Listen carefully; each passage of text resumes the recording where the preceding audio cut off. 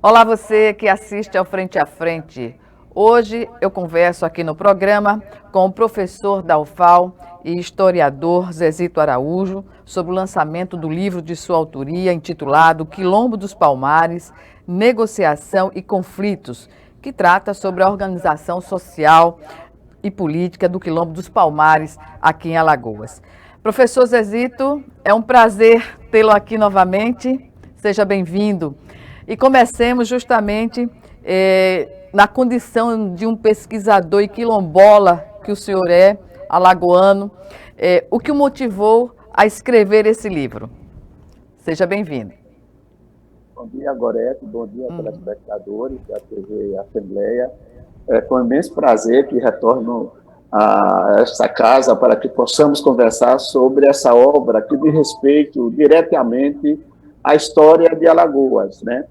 E a minha motivação, Gorete e telespectadores, é resultado do meu processo de educador. Eu sou educador desde que nasci, né? Tendo visto que a minha trajetória de professor acadêmico de universidade, ela se deu a partir de 1980, mas anteriormente eu já tinha toda uma militância do movimento social, que era voltado também para a formação, e isso teve um acúmulo de conhecimentos, e principalmente com os nossos professores e professoras, eles colocavam que normalmente se trata da história do Quilombo dos Palmares, no entanto, não existe em Alagoas e mesmo publicações no Brasil voltadas diretamente para o ensino básico, né? Para professores e estudantes.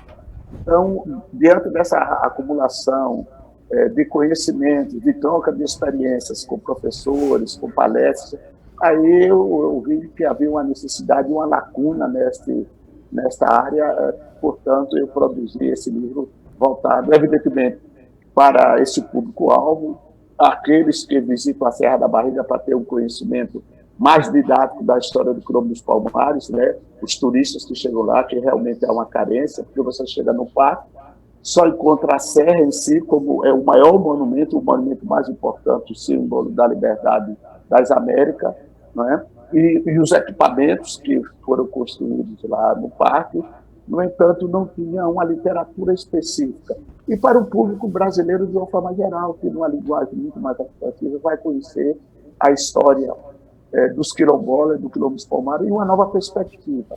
Eu trago algumas narrativas, Goreto, que enfoca os quilombolas como protagonistas dessa história. Eu trago algumas narrativas que enfocam a terra como um elemento fundante na destruição do Quilombo dos Palmares, o papel da mulher, enfim. Então, o livro é resultado de todas essas experiências. Pois bem, então a gente pode dizer que o livro traz uma nova narrativa e faz algumas correções na história, professor? Seria por aí? Sim, ele faz sim algumas correções. É um pouco ousado eu usar Por essa exemplo, palavra correção. por Por exemplo, exemplo, porque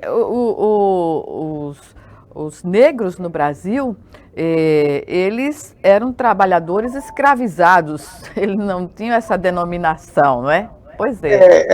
a nossa literatura ela não categoriza o escravizado como trabalhador. No primeiro momento, ele era escravo. Com as nossas discussões do movimento negro e dos intelectuais negros, nós passamos da condição de escravo para escravizados, que é uma condição histórico-sociológica que impuseram a esses homens e essas mulheres. Mas no meu entendimento, eles vão mais além. Eles terão que ter a categoria de trabalhador, porque realmente eles foram trabalhadores. E essa categoria, interessante, Goreto, quando ele passa da categoria para trabalhador, ele passa para a categoria de trabalhador desqualificado, que se dá a partir de 1889, com a abolição da escravatura, quando é dado a ele, através da Constituição e da lei de 13 de maio, a condição de cidadão, que não é, por sua vez, reconhecido. Mas tem outros resgates que nós fazemos. Por exemplo, você não pode falar sobre o Quilombo dos Palmares ou sobre a história do negro do Brasil sem falar sobre as civilizações africanas. As pessoas, às vezes, colocam a Palmares na perspectiva de combate permanente entre colonizador e quilombola, porque desconhece os processos civilizatórios dos homens e das mulheres que vieram para aqui. Quem veio para o Brasil foram dirigentes do continente africano que já tinham processo civilizatório há milhões de anos no continente africano. Então, reorganizar uma sociedade aqui no Brasil, para eles não foi novidade, mas para nós, inclusive esse era o propósito da história oficial, é negar todo um arsenal, né, de conhecimento que esses homens, que essas mulheres... E de evolução também humana, né, professor? E de evolução, não é? Porque a ideia que se tem desqualifica a história dos negros no Brasil, não é isso? Como essa história ela se dava a partir do navio negreiro. Não, essa história dos homens e das mulheres que foram desterritorializados ou foram deportados do contemporâneo, eles já trouxeram conhecimentos que foram fundantes para a economia do Brasil colônia. Quem construiu a economia do Brasil colônia não foi os senhores de engenho. Isso é um grande engano. Eles simplesmente exploraram esses trabalhadores escravizados para produzir riqueza. Quem literalmente produziu riqueza e que detinha tecnologia era homens e mulheres escravizadas. Eles detinham o conhecimento da tecnológico da agricultura. Eles como a gente... Pois não, pode continuar. O tecnológico do ferro. Não é? Eles detinham o conhecimento tecnológico da ocupação do espaço. Quem ocupou os espaços, o território brasileiro no Brasil colônia? Não foram as Casas Grandes e a Senzala. As Casas Grandes e a Senzala foram decorrentes do processo de construção desses homens e dessas mulheres.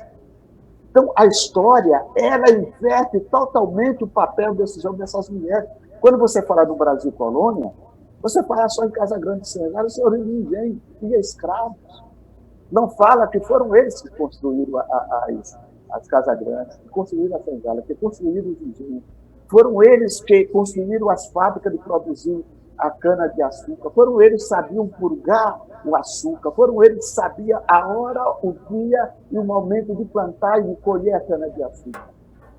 Veja, quando você traz essa discussão para o estudante, para o homem e a mulher brasileira, você percebe que há uma nova revisão dessa história. E esses homens e essas mulheres passam a ser efetivamente protagonistas dessa história. Eu não estou inventando nada, está lá no livro de dados. Só que eles priorizam outros olhares, outros viés. Pois bem, o seu livro, na verdade, ele faz uma abordagem e traz à luz da realidade, não é? Além da escrita oficial até então. Pode-se dizer, então, que o seu livro é um livro didático, professor, que pode e deve ser aplicado nas salas de aula? E o objetivo é esse, Gorete. Ele é um livro didático, bem objetivo, né? Eu posso até exemplificar para você. O sumário ele é muito indutor para que o estudante, ao folheá-lo, né, a priori, o professor ou o visitante, percebe que há uma lógica até no sumário para você entender. Ele começa falando dos ambundos, Angola e Jaga. Ambundo, Angola e Jaga, quem é Ambundo? Ambundo é o povo alagoano, que falava a língua quibuno, que foram tirados de nós. Jagas e Angola foram os primeiros habitantes aquatúnicos que chegou lá no quilômetro dos Palmares. Então, a gente começa o livro a partir de África, para depois chegar ao Brasil. Depois nós falamos sobre a fundação e a organização do quilômetro dos Palmares por Aquatune. Depois dos mucambos que faziam parte do quilômetro dos Palmares, que não eram só 12 mucambos, tinha aproximadamente mais de 80 mucambos, mas os principais eram esses 12, né? Depois nós falamos da localização desses mucambos, tanto em Alagoas quanto em Pernambuco. Para você ter ideia, nós tínhamos aproximadamente quase 14 mil quilômetros ocupados por essa população. Quer dizer, eu mapeio, eu trabalho com a história e trabalho com a geografia para que o aluno, no seu município, como Capela, São José da Laje, Viçosa, Cajueiro, Champreta, Água Bela, Garanhuns, Ipojuca, localiza esses mucambos nesses territórios. Quer dizer, isso você busca outras identidades além dessas que existem lá, tem essa identidade histórica quilombola. Também nós falamos da organização política no quilombo. Eu faço uma análise do que era a sociedade colonial, opressora, e a sociedade quilombola, onde você convivia livremente. O papel que foi fundante dos acordos, tanto o acordo na área comercial, como o acordo na área diplomata, que desconhece que os quilombolas eles eram hábeis diplomatas, porque já faziam isso lá em Angola e no Congo, quando o rei de Portugal invadiu aquele território, como invadiu também o território brasileiro, que aqui morava a população indígena. O papel da mulher no quilombo, a produção econômica, quem sustentava, Gorete, no início da colonização do Brasil, esses engenhos, eram esses mucambos. Quer dizer, as pessoas desconhecem, os engenhos só produziam cana-de-açúcar, eles faziam essa negociação, então eles produziam produtos de subsistência. As expressões quilombolas que hoje estão no nosso dia a dia, a luta pela apropriação da terra, o legado palmarino, qual foi o legado palmarino que nós herdamos até hoje, que o livro nega ou fica omisso? A nossa identidade alagoana, ela perpassa pela identidade quilombola e pela identidade indígena. A construção do Estado e da sociedade alagoana se deu com o genocídio, primeiro da população indígena e depois da população quilombola. É fundamental nós resgatarmos isso. Depois eu trago uma biografia muito precisa dos grandes líderes palmarinos, de Zumbi, de Dandara, de Aquatuno, de Gangazumba. Eu acho que isso é fundamental para que o estudante possa ter acesso a isso. E depois eu faço uma cronologia do que foi o quilombo dos Palmares desde 1597 até a contemporaneidade. Então, veja que é um livro muito didático e os seus textos são no máximo 4 parágrafos. Então, algo que foi, digamos assim, manipulado do ponto de vista da informação desde sempre, os mucambos eram a base da economia do Brasil Império. Eu não vou... Não, Brasil Império não. Colonial, perdão. Do Brasil colonial. Nos primeiros momentos, quem sustentava parte da alimentação eram os mucambos. Eles tinham, Gorete, uma troca permanente. O quilombo dos Palmares não foi um estado ibérico permanente entre quilombolas e o estado colonial português, não. Porque os senhores indígenas precisavam da macaxeira, da batata, do inhame, né? Precisava da farinha. E quem produzia isso? Eram os mucambos, que ficavam também próximo desses engenhos. Então, havia um convívio de um certo respeito, porque havia uma necessidade de sobrevivência de ambas as partes. Professor, nós vamos chamar agora o nosso primeiro intervalo e o Frente a Frente volta em 1 minuto. Até já, é rapidinho.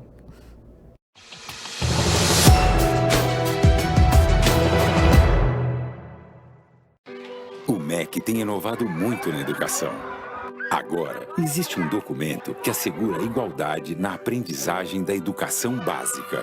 E todo aluno deve ser alfabetizado até o 2º ano do ensino fundamental. Para os maiores, tem 500 mil novas vagas de ensino em tempo integral, aulas presenciais transmitidas por videoconferência e o novo ensino médio, focado no projeto de vida do aluno. No ensino superior, tem um novo FIES, 5 novas universidades federais, 9 mil novas vagas e 100% dos recursos previstos liberados. São inovações de uma ponta à outra. E para continuar inovando, o MEC lançou uma plataforma que reúne recursos educacionais da internet para educação básica. Professor, inscreva-se no curso online e torne-se um curador da plataforma. Ministério da Educação, Governo Federal.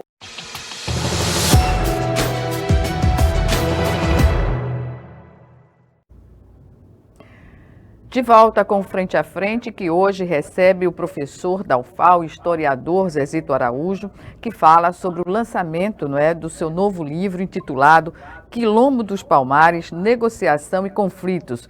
Um livro que trata da organização social e política do Quilombo dos Palmares aqui em Alagoas.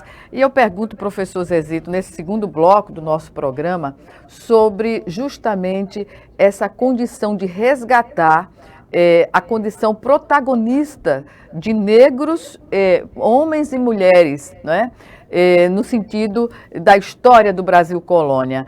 O senhor acredita que, a partir desse momento, abre-se uma perspectiva de reconhecimento e de reparação de tantas injustiças que foram colocadas até então, inclusive de forma oficial, aos negros no Brasil? Olha, eu vejo, Gorete, que a reparação ela não está sendo feita ainda como se deve, não é? Porque a sociedade brasileira tem uma dívida de quase 400 anos em relação à população negra, tendo em vista que nós produzimos no passado e produzimos no presente riqueza para esse país e nós não somos reconhecidos. Visto que você tem assistido ultimamente a violência que incide sobre a população negra. Antes nós tínhamos uma violência que se dava através de algumas expressões verbais ou prática racista. Hoje nós estamos assistindo, infelizmente, a violência física, dado um aumento de assassinatos, ódio, professor? A violência que leva até o assassinato, não é? O assassinato por uma questão que simplesmente, eu não diria simplesmente porque é muito grave, mas por uma questão de preconceito, de racismo, não é, no Brasil, que um país miscigenado não faz sentido de forma alguma a continuar com essa prática, não é? Olha, essa prática, agora, ela é decorrente de uma construção histórica, antropológica e sociológica que se deu em relação à população negra. No final do século XIX, quando a sociedade brasileira percebeu que nós íamos ocupar o espaço social e político, eles nos qualificaram primeiro como animais. Veja que está evidente, quando você quer desqualificar uma pessoa negra, você a trata como animal. E você tratando ela como animal, você pode tirar até a vida. Eu até acredito que hoje se respeita muito mais animais, você vê como a mídia dá destaque, do que quando em relação ao assassinato da juventude negra.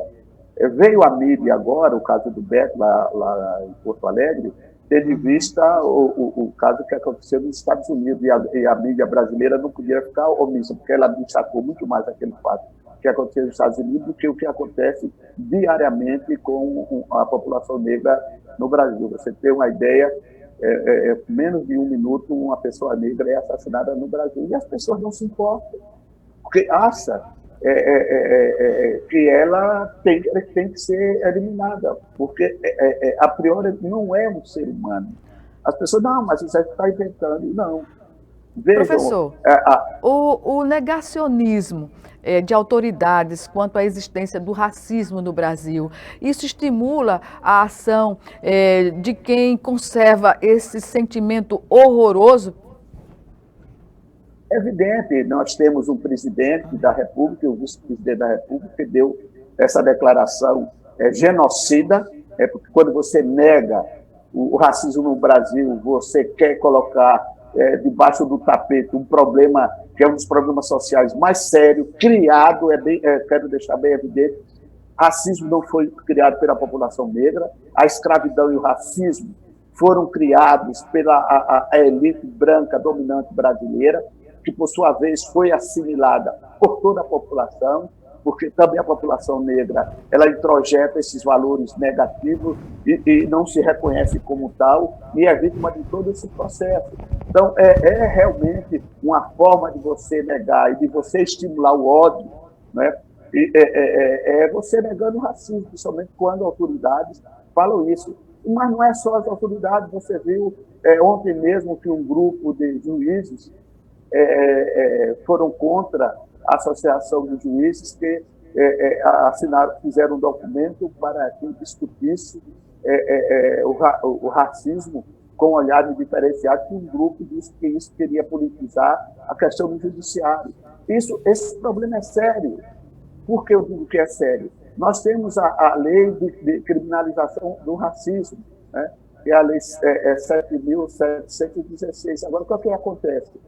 Quando há um crime de racismo, ele torna injúria.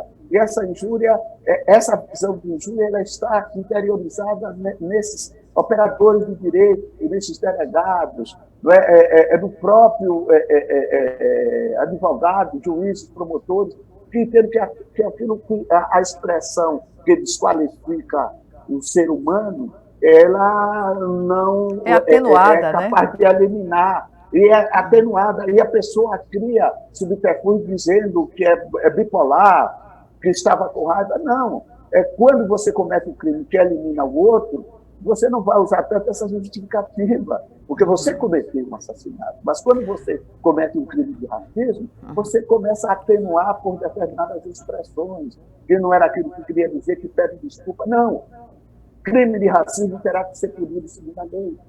E era isso que esse grupo, e é isso, não era não, é isso que esse grupo de juízes quer travar essa discussão. Só assim nós saímos da condição da denúncia de racismo, Gorete.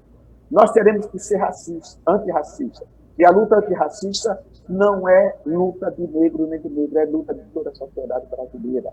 A perda econômica, a perda de pessoa que o racismo estrutural, que o racismo sistêmico impõe, a gente não tem a dimensão. Não é só vidas que se perdem, não. Além da vida, você tem a vida humana que morre, mas você tem o sofrimento permanente dessas pessoas. Uma pessoa negra hoje, ao sair à rua, ela já sai temerosa das agressões. Ela já sai temerosa, porque nós, negros e negras, nós somos violentados cotidianamente, diariamente. Não é preciso ninguém me xingar de negro, não.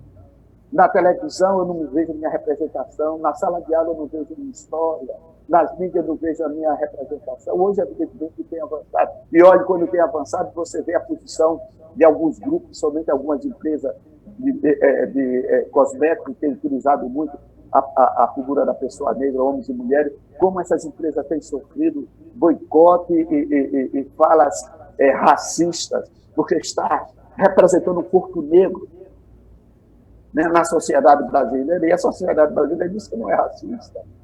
Então, o racismo é um problema criado na sociedade brasileira que ela tem que dialogar com outras práticas nocivas que nós temos, nós não poderemos ficar omissos e calados.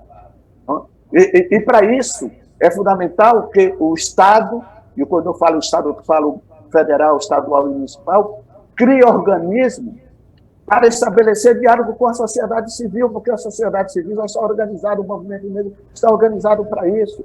No entanto, professor, a gente não encontra na esfera do Estado espaço para esse diálogo. Mas nessa questão de o Estado conversar, dialogar, professor, pode ser que só seja possível quando a sociedade, não é, os movimentos contrários a essas atrocidades consigam se mobilizar e ir para a rua. A gente viu nos Estados Unidos como aconteceu em plena pandemia, e no Brasil esses crimes eles se repetem, e o movimento, onde está a unidade tão buscada no movimento negro para, e junto com outras forças da sociedade, buscar nas ruas justamente a solução, digamos assim, para essa situação? Olha, Gorete, eu quero deixar bem evidente que nenhum movimento social ele tem unidade, né?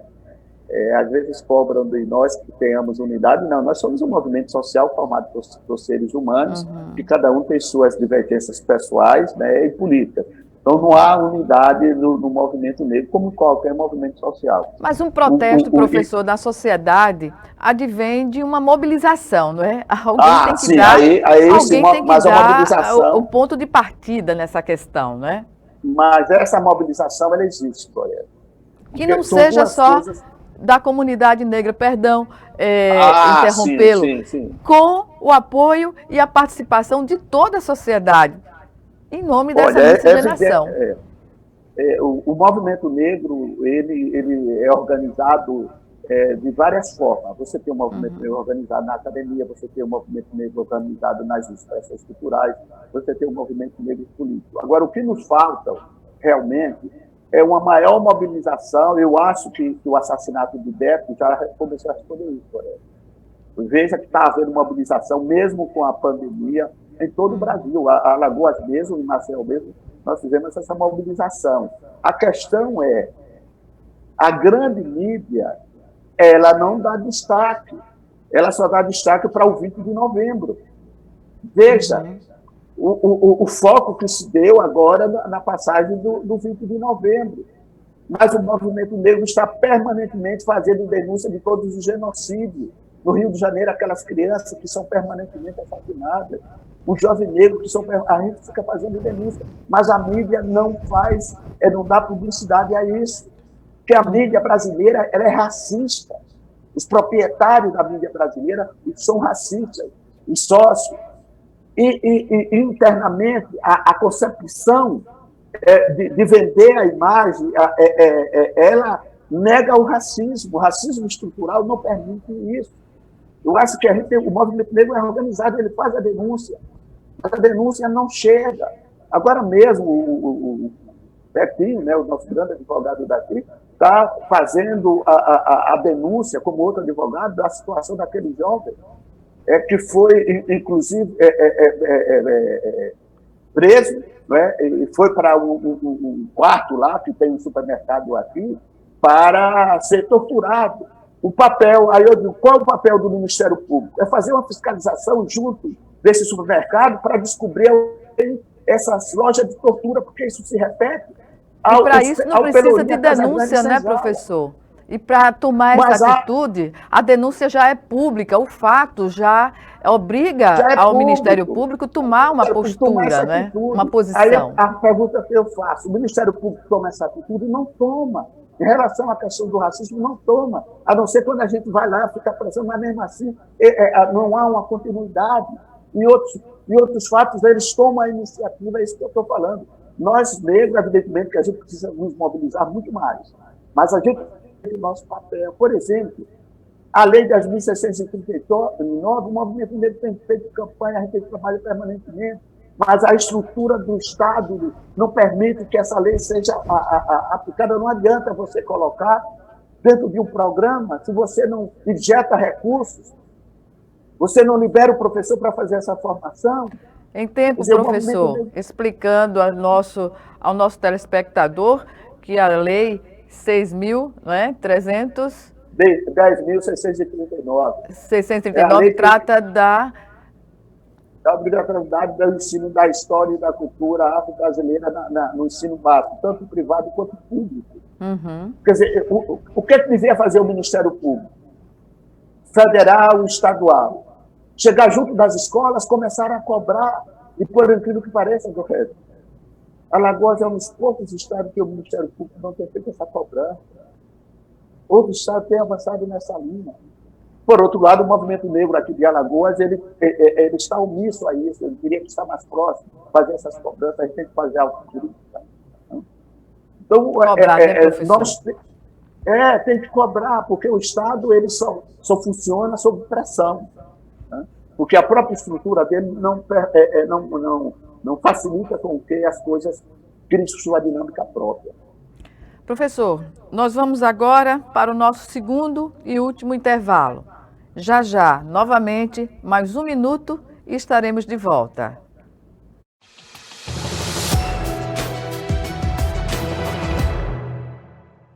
Do Doar sangue é seguro e não dói. O Hemocentro de Alagoas utiliza a mais alta tecnologia para fazer a coleta de sangue. Para doar sangue, é necessário ter mais de 18 anos, pesar mais de 50 quilos e apresentar um documento de identificação com foto. O doador não pode ter contraído doenças como a hepatite, sífilis, AIDS e doença de Chagas. Mais informações é só ligar 3315 2106. O Hemocentro de Alagoas precisa de você. Calma, Chico, vai devagar. Você anda nervoso. Nervoso por quê, amigo? Baixaria. O que você fez ontem? O que tá acontecendo? Batendo na mulher de novo. Mas eu te tomei todas, perdi a cabeça, Não tem fiquei esse nervoso. negócio, não tem esse negócio de tomei todas. Aqui todo mundo toma e ninguém bate em mulher, só você. Bebida não é desculpa. Onde tem violência, perde a mulher que apanha, os filhos e você. Homem que é homem, não bate.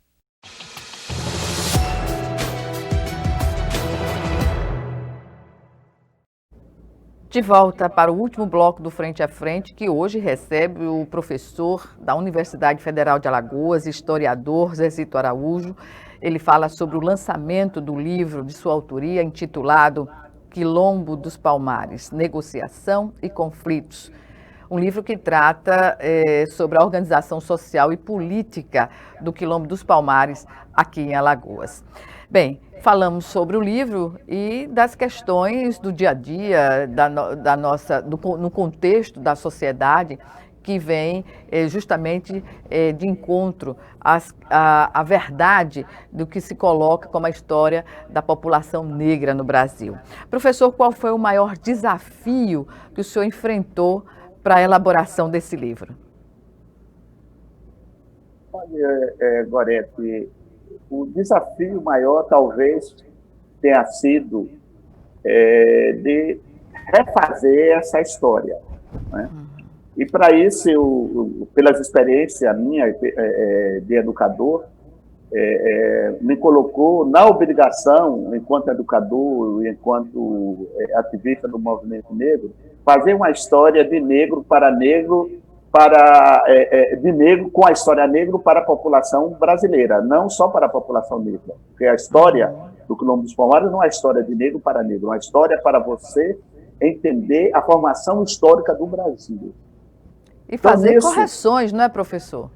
Evidentemente, fazer correções. E com isso, Gorete, eu fiz algumas criações que quem tiver acesso ao livro, eu espero que todos e todos alagoanos tenham acesso para ter uma compreensão mais crítica da história de Alagoas e do Brasil. Eu fiz algumas imagens. Veja, você não tem imagem do Quilombo dos Palmares. Você não tem imagem das grandes lideranças do Quilombo dos Palmares. E a partir das leituras que nós fizemos, das pesquisas sobre o povo de Matamba, quem é Matamba? Matamba é um reino de Angola, liderada pela grande rainha Nizina, que grande parte desses homens, dessas mulheres, vieram na condição de escravizados aqui para o Brasil. E uma delas foi a Quatune, que criou o Quilombo dos Palmares. Então, nós criamos, com essas informações das mulheres de Matamba, a figura de Aquatune, esta mulher, que era, inclusive, uma das descendentes da hierarquia lá, da direção de Matamba, que eles lá não eram reis. Eles têm outra conotação, outro sentido lá, eles eram gola quer dizer dirigente, tanto político quanto espiritual, né? Então, nós recriamos essa figura dela, criamos também a figura de Gangazumba, que é outra figura que está no abstrato. Veja, você tem a figura de Domingos Jorge Velho, que foi um dos assassinos da população quilombola, e não tem a figura de Gangazumba, que foi um dos maiores líderes e um dos maiores negociadores da história do Quilombo dos Palmares. E o propósito dessa historiografia oficial é negar e omitir essas figuras. Então, é fundamental nós recriarmos isso para que o brasileiro e a brasileira comecem a ter esses referenciais. Criamos também a figura de Zumbi numa nova perspectiva, né? Quando eu vou lhe dar o livro, Gorete, você vai ver como essas figuras são importantes. A figura de Dandara, tem várias figuras de Dandara, mas nós criamos ela nesse contexto da história do quilombo do Palmares, uma pessoa também que estava ao lado do Zumbi, negociando, à frente dos combates, né? E o cotidiano do quilombo dos Palmares. O quilombo dos Palmares não foi só um espaço de guerra, né? As pessoas dançavam, cantavam, declamavam os seus contos lá, refazia as suas memórias, né? Utilizava as suas tecnologias do ferro para produzir os objetos dos seus utensílios domésticos, como também o barro. Nós recriamos os últimos combates, porque só existe uma imagem da destruição do Quilombo dos Palmares. Nós recriamos também, recriamos a imagem do assassinato de Zumbi dos Palmares lá na Serra dos Irmãos, entre a cidade de Viçosa e a cidade de Cajueiro. Então foi um grande desafio, mas para isso nós contamos com a colaboração de 2 artistas que estiveram conosco, o Vic, né, que tem um trabalho muito bom, e o Catraca, né? Nós discutimos essas imagens e reproduzimos isso. Então isso foi um desafio, né? E também a utilização da linguagem, que nós somos resultado de uma sociedade que tem a branquitude como elemento-chave de todo o pensamento, de todo o conceito de que é civilização, né, de que é literatura. Então, houve também, interiormente, dentro de mim, todo esse trabalho para que não reproduzisse, como muitas das vezes, e evidentemente que vai ter, você vai encontrar alguns elementos predominantes da branquitude, porque, infelizmente, nós somos resultado dessa civilização. Mas a proposta do livro, do seu grande conteúdo, é de trabalhar a história do Quilombo dos Palmares numa perspectiva negra, fazendo um contraponto com aquilo que se escreveu sobre o Quilombo dos Palmares, com aquilo que se escreveu sobre a história de Zumbi. E aí eu até coloco um dado, Goré. Eu acho que isso eu já falei para você em outros momentos. Tanto, veja, quando você fala na ocupação do território alagoano, você elege, eu digo não você, mas a historiografia alagoana, 3 pontos. Porto Calvo, Penedo e Santa Maria Madalena do Sul, que é a atual cidade de Penedo. Ora, você esquece a cidade de União dos Palmares, que foi fundada em 1597 por Aquatume. Lá naquele mucambo, chegou a habitar aproximadamente mais de 10 mil pessoas, que é muito mais que alguns municípios atuais da cidade do estado de Alagoas, e você não considera isso como um território ocupado, né? E que alguns dizem que foi de povoamento. Eu não considero muito esse tempo povoamento, porque partindo do pressuposto que lá não existia ninguém, ou havia sim a população autóctona indígena. Por isso que eu não gosto muito de usar povoamento, muito mais de ocupação. Né? Então, nós procuramos, com isso, resgatar, não querendo desqualificar a história que aí está, não, querendo trazer esses homens e essa história como protagonistas, né, da história de Alagoas e do Brasil colônia. Professor, sobre essa questão da Serra da Barriga, até o ano passado, a mobilização, a pavimentação do acesso à Serra da Barriga era, claro, uma bandeira de luta reivindicada por todos, não é? Que, inclusive, porque é um templo da resistência, enfim, que é estudado até por universidades no mundo inteiro, não é? Por profissionais, pesquisadores no mundo inteiro. Então, hoje, com a pavimentação, o acesso já é realidade, o que configura hoje ainda algo desafiante no sentido de dar a Serra da Barriga, né, manter a Serra da Barriga viva como ela deve ser? Olha, Gorete, eu quero logo fazer uma observação que nem todos nós fomos unânimes no calçamento da serra até lá ao topo, o platô principal. Para nós, e historiadores, né, e alguns, mesmo arquitetos, aquele calçamento deveria chegar até o início da serra, onde tem as antenas lá da Chef, que também foi outro embate que nós tivemos, que, enfim, a questão econômica, né, e a branquitude impuseram a sua vontade. Tá? No entanto, foi um ganho real, Gorete, o calçamento da Serra da Barriga, porque tanto na época do verão quanto na época do inverno, ficava difícil o acesso à serra, dado a lama, né, e dado a poeira que cobria aquele espaço. Hoje você visita a serra com facilidade. Mas como ali é um patrimônio, um sítio histórico tombado, deveria se respeitar aquele sítio.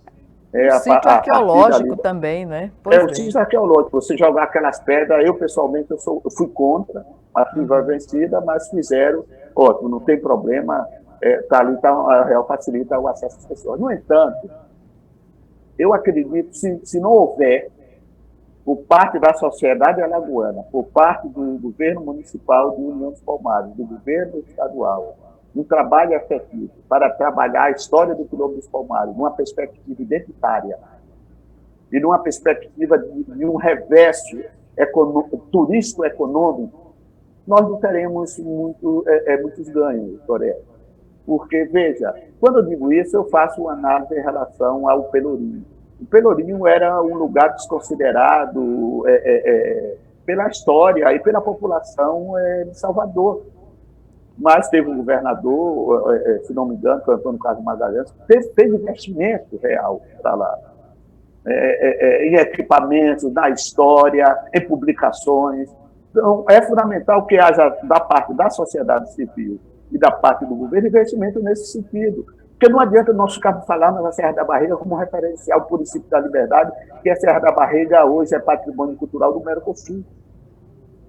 Olha, Alagoas, Goré, não tem um monumento na dimensão que tem lá no Pelourinho do Zumbi dos Palmares. Alagoas não tem um referencial, um centro de referência histórica sobre o Quilombo dos Palmares. Quer dizer, o visitante, ele precisa desses referenciais. Inclusive, nós lançamos uma campanha agora, no dia 20 de novembro, com o coletivo de intelectuais negros, e eu estou levando essa proposta para o governador, porque isso é fundamental, porque as pessoas precisam conhecer essa história. A Serra da Barriga, por si só, já é a história. Aqui na capital, e a referência para a Serra da Barriga lá em União dos Palmares. Eu acho que tem que haver um link, não é, professor? Porque não adianta, o visitante chega aqui, em parte esse nosso livro vai até ajudar isso. Eu vou negociar com o trade de turismo para que eles possam fazer essa distribuição entre os visitantes, que as pessoas chegam e não conhecem a história do Quilombo dos Palmares. E lá nós temos um parque com a história riquíssima, que as pessoas não vão porque não conhecem. Não há um investimento, tanto das empresas privadas, que não é só o governo, como do governo. A gente tem que construir esse grande referencial lá no sopé da Serra da Barriga. É uma campanha que é da obrigação de todo alagoano, de toda alagoana fazer isso. É a nossa história, não adianta a gente estar propagando para o mundo que Alagoas deu o primeiro grito de liberdade nas Américas. Se a nossa história ela não é dialogada, não é discutida, principalmente a nossa identidade não passa por esse processo de discussão. Eu acho que é fundamental o envolvimento da sociedade civil e estatal nesse processo. E nós, do Movimento Negro, nós temos organizações tanto no meio universitário, tanto no meio cultural, quanto no meio da militância, em condições de fazer esse diálogo com a sociedade civil e com os governos. E para isso todos nós vamos ganhar. Ganhamos numa construção da identidade nossa, ganhamos na possibilidade do resgate da história, e aqueles que pensam no capital ganhamos na criação de um potencial turístico que vai todos ganharmos com isso. Certamente, professor. Eu lamento informar, professor Zezito, que o nosso tempo está no final, a nossa entrevista está chegando ao fim, temos 1 minuto e meio por aí, e eu gostaria que o senhor utilizasse esse tempo para suas considerações, claro. Gorete, mais uma vez, eu agradeço a você a oportunidade de estarmos aqui conversando sobre a realidade da história do Brasil, da história de Alagoas e do povo negro brasileiro, né? E principalmente do branco, porque foi ele que conduziu todo esse processo de escravidão e de discriminação no Brasil. Eu peço que todos e todas, independente da cor, façamos uma luta ferrenha antirracista. Com isso, eu convoco todos a combater todo tipo de discriminação existente na sociedade brasileira e na sociedade alagoana. Muito obrigado, galera. Eu que agradeço, professor, e até uma próxima oportunidade. Sucesso, que todos tenham a oportunidade de ler o seu livro. Obrigada. Obrigada a você também que nos assistiu e até o nosso próximo encontro, aqui, frente a frente, também com você.